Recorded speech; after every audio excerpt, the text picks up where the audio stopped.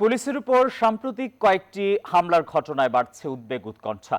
কোথাও টহলে হামলা, আবার কোথাও হামলা চালিয়ে আসামি ছিনতাইয়ের মতো ঘটনা ঘটেছে। পুলিশ সদর দপ্তরের পরিসংখ্যান বলছে প্রতি মাসেই গড়ে অন্তত ৫৫টি মামলা দায়ের হচ্ছে।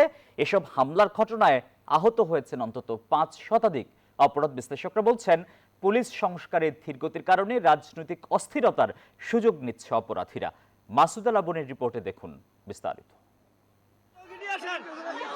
গত ৫ অক্টোবর সিলেটের কোম্পানিগঞ্জে চেকপোস্টে বালু বোঝাই গাড়ি আটকের জেরে পুলিশের উপর হামলা চালায় ট্রাক শ্রমিকেরা। এতে ৫ পুলিশ সদস্য আহত হন।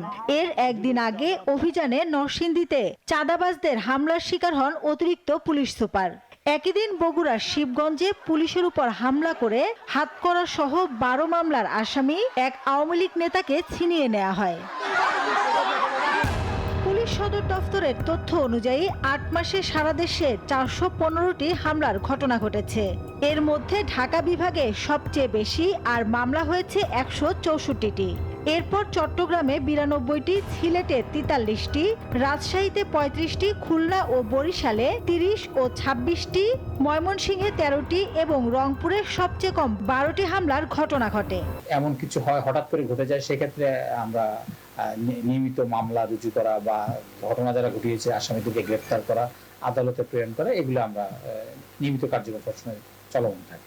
পরিসংখ্যান বলছে পুলিশের উপর হামলার ঘটনায় দৈনিক গড়ে ৮টি মামলা হয়। এবছরের জানুয়ারিতে সারা দেশে পুলিশের উপর হামলার ঘটনা ছিল ৩১টি।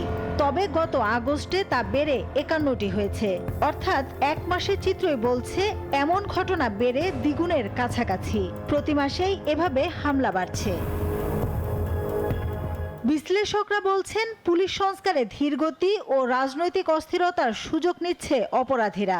পুলিশের যে নৈতিক অবস্থান, বিশেষ করে আইন প্রয়োগের জায়গাতে, সেটা তো এখনো একটা ভঙ্গুর অবস্থায় আছে।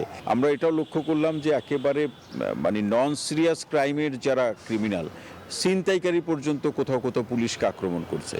এমন অবস্থা থাকলে নির্বাচনের আগে আইন শৃঙ্খলা পরিস্থিতির আরো অবনতি হতে পারে বলে শঙ্কা বিশ্লেষকদের।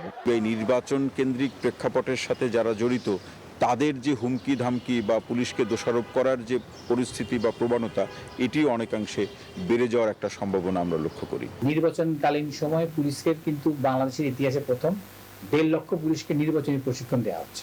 নির্বাচনে কি ঘটনা ঘটতে পারে, নির্বাচনের সহিংসতাও কিংবা কিভাবে মোকাবেলা করে পুলিশদেরকে প্রশিক্ষণ দেওয়া হচ্ছে। তবে পুলিশ বলছে নির্বাচনের আগে, সে সময় এবং পরে ৩ ধাপের পরিস্থিতি নিয়ন্ত্রণে ১.৫ লাখ পুলিশকে প্রশিক্ষণ দেওয়া হচ্ছে। মাসুদ আল আবনী, নিউজ 24, ঢাকা।